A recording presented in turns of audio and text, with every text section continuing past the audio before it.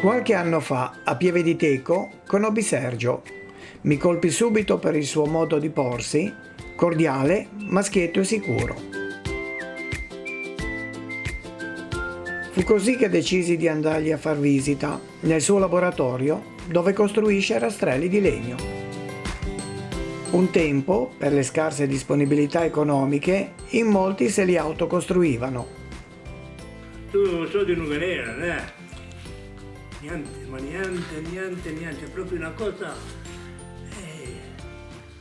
gente viveva in campagna, però diceva essere autosufficiente. Fu proprio il ritrovamento di un vecchio rastrello che ispirò Sergio.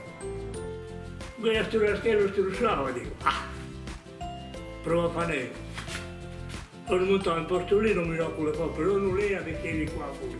Al primo rastrello ne seguirono altri ed oggi Sergio ne costruisce diversi modelli. Umane con la tenisera e i tanti sticchi sono decastati.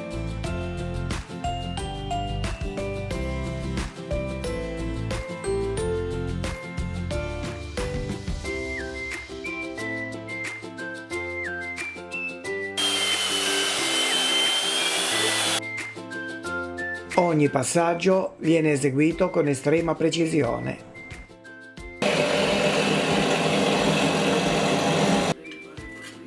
Sergio è particolarmente soddisfatto del suo martello, che ha interamente costruito in legno di olivo. Troppo forte questo martello. Troppo forte. I rebbi, una volta posizionati, hanno bisogno di un'ultima rifinitura, a cui fa seguito la preparazione dell'incastro per il manico.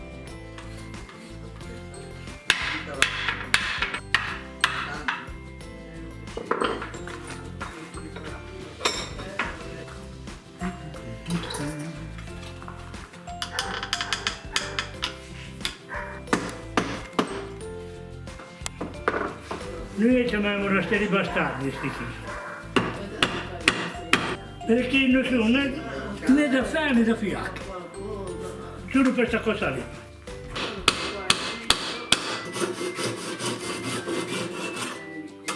Un ultimo tocco di levigatura ed il rastrello è pronto. Sì. Ecco.